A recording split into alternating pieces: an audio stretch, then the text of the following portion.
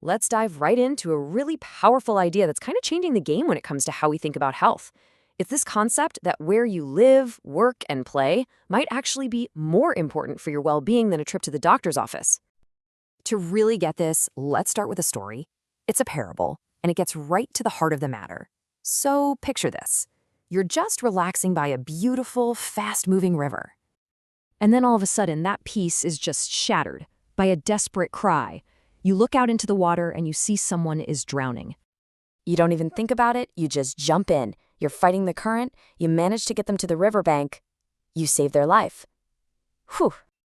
But just as you're catching your breath, you hear it again. Another cry for help. And then another one right after that. And another. Before you know it, all your time, all your energy is being spent on this constant, absolutely exhausting cycle of just rescuing people from the river, one after another. You know, this story is a perfect metaphor for our healthcare system, isn't it? We spend billions treating people after they get sick, after they're already in the river. So today, we're going to take a little walk upstream and find out what's really going on. So what do we find when we actually look upstream? What are the real forces pushing people into that river of poor health in the first place? Well, this right here is pretty mind-blowing.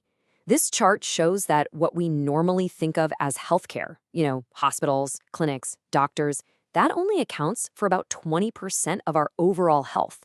Just 20%. The other 80%, that's determined by the environment all around us. And this everything else, it has a name. This social determinants of health. We're talking about the conditions of your daily life.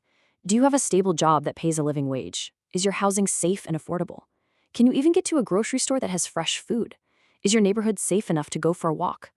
These are the things that are truly shaping our health, day in and day out. And the impact of these factors, it's just staggering. This number, 14 years, that can be the difference in life expectancy between someone living in a high-poverty neighborhood and someone in a more well-off area. That is over a decade of life. And it's not determined by genetics, it's determined by zip code. There's this other great parable called The Gardener's Tale that makes this crystal clear. Imagine a gardener planting the exact same seeds in two different boxes. In the box with rich, fertile soil, the flowers just flourish, right? But in the one with poor, rocky soil, they really struggle to grow.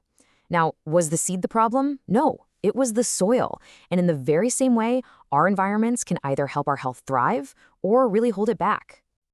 So, okay, if the problem is upstream, then it just makes sense that the solution has to be too. And this brings us to a whole strategy for fixing the problem right at the source.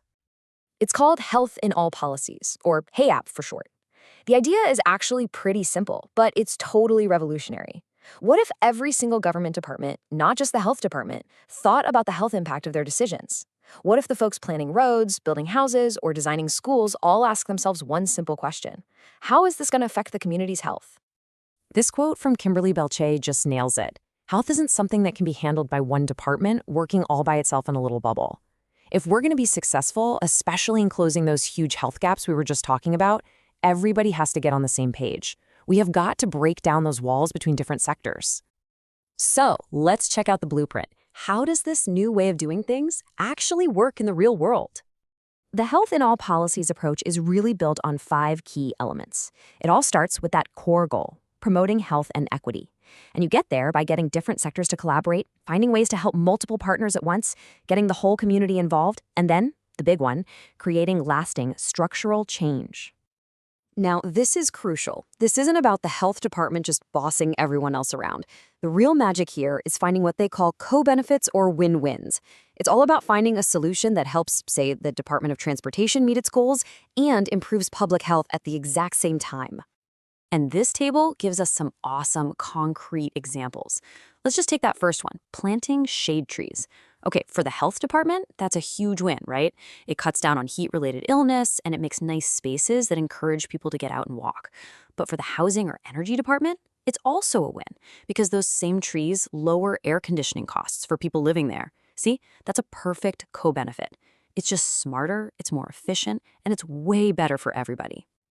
Ultimately, when you start putting all these different pieces together, you're not just creating a bunch of separate policies, you're actually working towards building a very, very different kind of community.